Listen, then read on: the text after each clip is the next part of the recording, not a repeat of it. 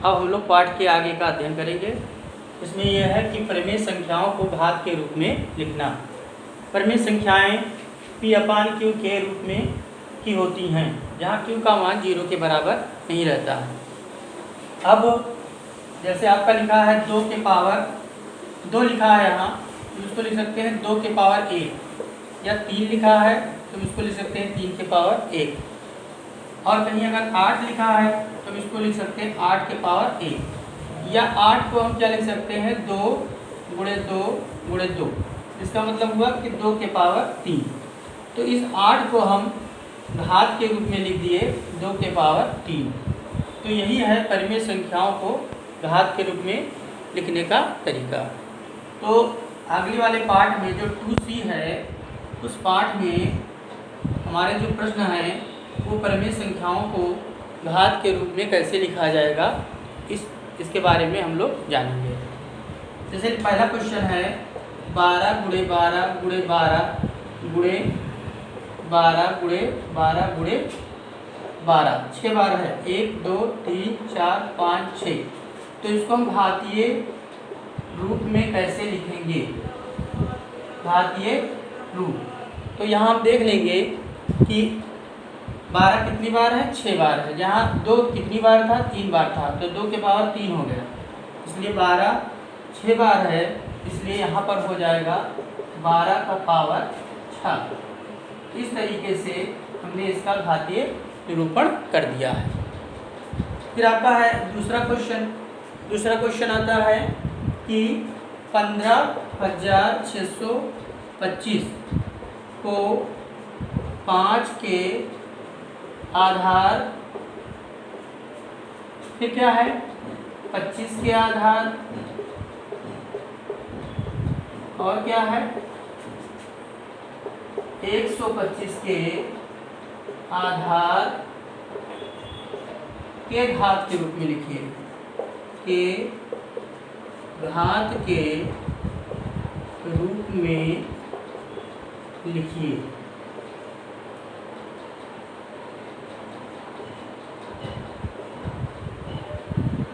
आपको क्या करना है कि 15,625 को जो है 5 के आधार, 25 के आधार, 125 के आधार के घात के रूप में लिखना है।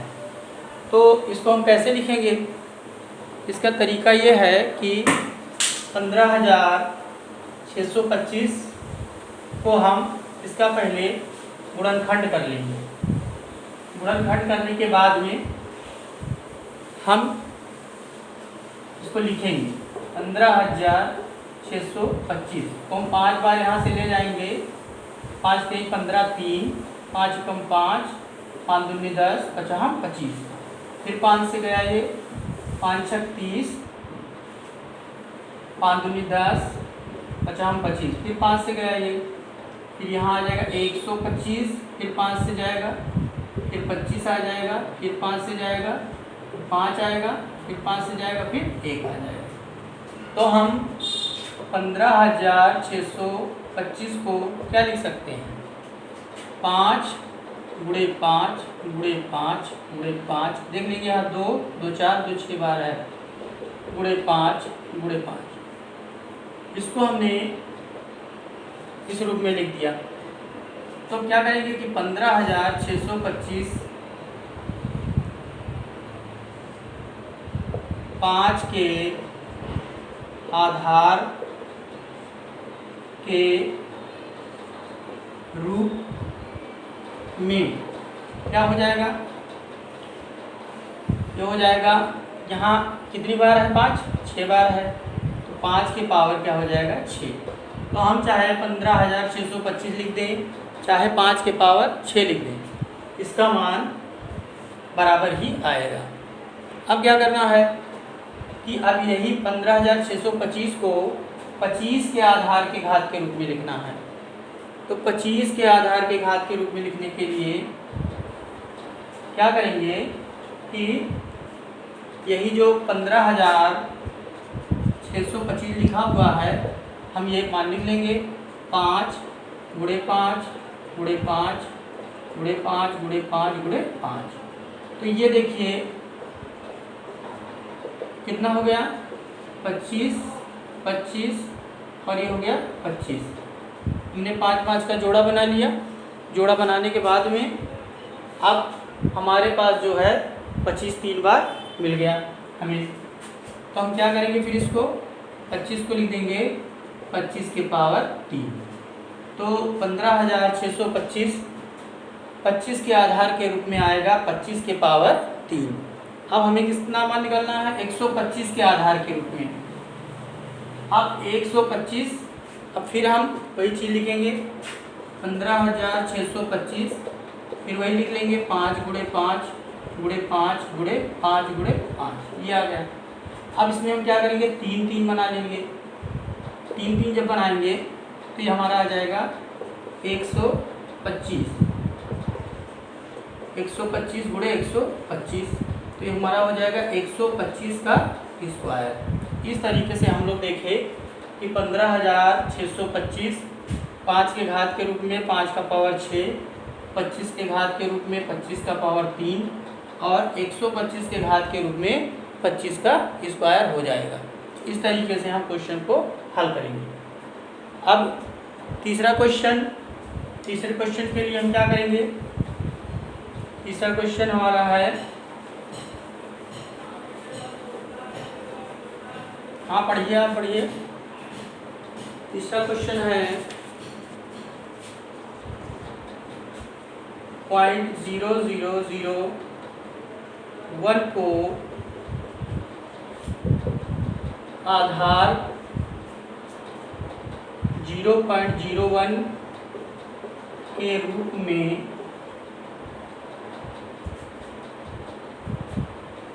आधार पर घात के रूप में व्यक्त कीजिए।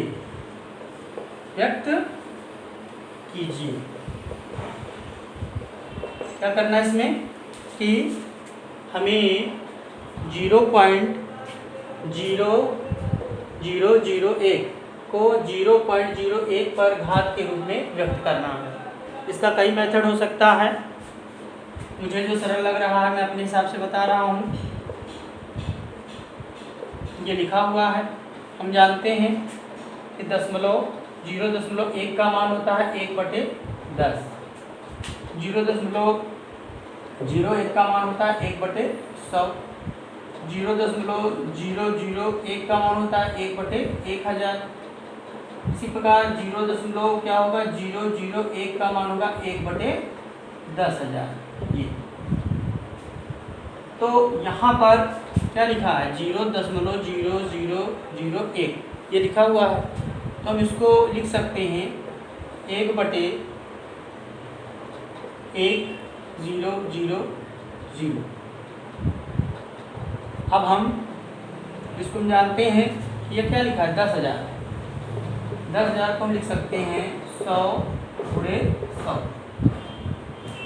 ऊपर 1 को 1 × 1 भी लिख सकते हैं, ये हो गया 1/100 × 1/100। अब आप 1/100 का मान कितना होता है, यही जो हमें निकालना है। इसको लिख सकते हैं 0.001, ये लिख दिया इसका मान। यहाँ से आप समझ सकते हैं बगल में। अब इसके बाद में आ गया 0.01 का होल स्क्वायर। तो इस प्रकार से इस संख्या को हमने इसके घात के रूप में व्यक्त कर दिया है। तो इसी तरह हम क्वेश्चन को हल करते चले जाएंगे। अब है चौथा प्रश्न। चौथा प्रश्न आपका है, चौथा प्रश्न क्या कहता है कि -345/512 को -7/8 आधार पर घात के रूप में लिखिए, घात के रूप में व्यक्त कीजिए। तो अब इसको हम इसी प्रकार से हल कर लेंगे। देखेंगे कि हमारा 343 किसका घन है, उसके बाद में हम उसको हल करेंगे। तो हम पहले ये देख लेंगे 3 4 3, यहाँ 7 लिखा है, इसका मतलब कि ये 7 से जाएगा, कितना आ गया 49, फिर 7 से जाएगा, यहाँ 7 आ जाएगा, फिर 7 से जाएगा, फिर 1 आ जाएगा। इसी प्रकार 512 है, 512 को भी तोड़ लेंगे, यहाँ 8 लिखा है इसलिए इसको 8 बार ले जाएंगे, तो 8 6 48, 8 चौक 32, फिर 8 से जाएगा, फिर यहाँ 8 आ जाएगा, फिर यहाँ 8 आ जाएगा, फिर यहाँ 1 हो जाएगा। तो हमने क्या पाया, हमने पाया कि 343 बटे 512 माइनस यहाँ लगा हुआ है, तो इसको हम क्या लिख सकते हैं, 343 को क्या लिख सकते हैं, 7 × 7 × 7, और यहाँ 512 को 8 × 8 × 8। अब हम ये देख रहे हैं कि ये कितनी बार है, 7/8 जो है वो समबार है कि विषम बार है, विषम बार है। तो विषम बार पर यहाँ माइनस का चिन्ह आ रहा है। हमने क्या बताया था कि जब कोई संख्या होगी माइनस वाली और उसके ऊपर विषम घात रहेगा तो उसका मान हमेशा माइनस में प्राप्त होगा।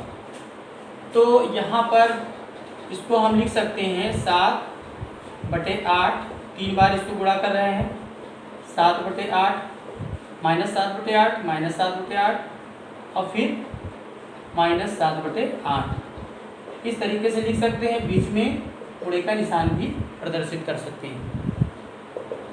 अब इसके बाद में आ गया -7/8 का होल क्यूब।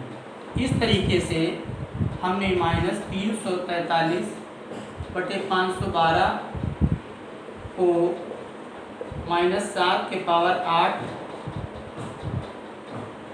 के आधार के रूप में व्यक्त किया है। तो ये आपका हो गया चौथा क्वेश्चन। इसी प्रकार से 5वां क्वेश्चन है, इसको हल कर लेंगे। 6वां क्वेश्चन है, उसको भी हल कर लेंगे। अब हम क्वेश्चन नंबर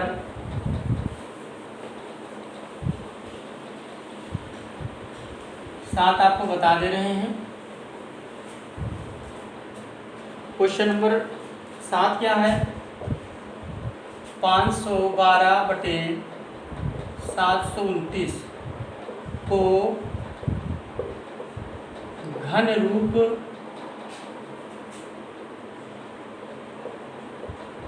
घन रूप में व्यक्त कीजिए। इसमें कैसे व्यक्त करेंगे इसको, घन रूप क्या होता है, जैसे हम किसी संख्या को 3 बार गुणा करते हैं, 2 के पावर 3 है तो हम कहेंगे 2 के पावर 2 × 2 × 2 बराबर 8। तो 8 का घन रूप 2 के पावर 3 है। 8 का घन रूप क्या हुआ, 2 के पावर 3। मतलब अगर यहाँ पर हम लिख देते हैं 8, तो 8 को हम जब तोड़ेंगे तो आएगा 2 × 2 × 2, तो 2 के पावर 3। किसी संख्या को 3 बार गुणा करते हैं तो जो प्राप्त होता है वो उसका घन रूप होता है। अब 512 है, अब आप 512 यहाँ लिखा है, तो 512 जो है अभी हमने आपको बताया था 512 कब आता है, 512 जो आता है वो 8 × 8 × 8, तो ये हो गया 8 के पावर 3। और 729 कब आता है, 729 कब आता है, 729 आता है 9 × 9 × 9, तो 9 के पावर 3। तो हम 512 को और बटे 729 को तोड़ देंगे, कैसे, 8 × 8 × 8 बटे 9 गुणे 9 गुणे 9। नहीं समझ में आएगा तो इधर इसको हल करेंगे।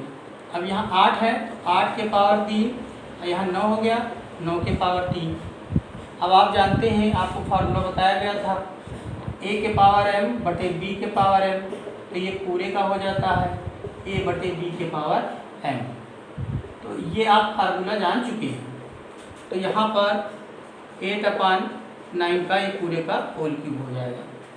तो इस प्रकार से 2C के क्वेश्चन को हम हल कर लेंगे और आगे के क्वेश्चन जो हल करने लायक होंगे वो स्वयं से हल करेंगे।